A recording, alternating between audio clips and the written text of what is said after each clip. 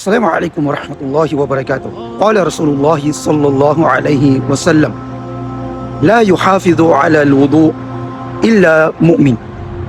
Sinabi niya sallallahu alaihi wasallam, walang nangangalaga sa tinatawag na ablusyon o wudu o abdas maliban na lamang sa mga mananampalataya. Allahu Akbar.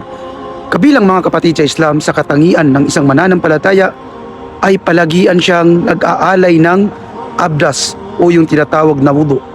Isa sa dahilan kung bakit binalitaan si Bilal bin Rabah radiyallahu anhu ni Propeta Muhammad sallallahu alaihi wasallam na nauuna ang kanyang yapak. Naririnig niya ang mga yapak ni Bilal sa paraiso ay dahil sa palagiang pagwuwudu ni Bilal. Sa tuwing nababatal o nasisira ang wudu ni Bilal ay kaagaran siyang nagwuwudu at pagkatapos nag-aalay siya ng 2 raka'a na sunnah. Kaya mayroon tayong tinatawag na sunnatul wudu.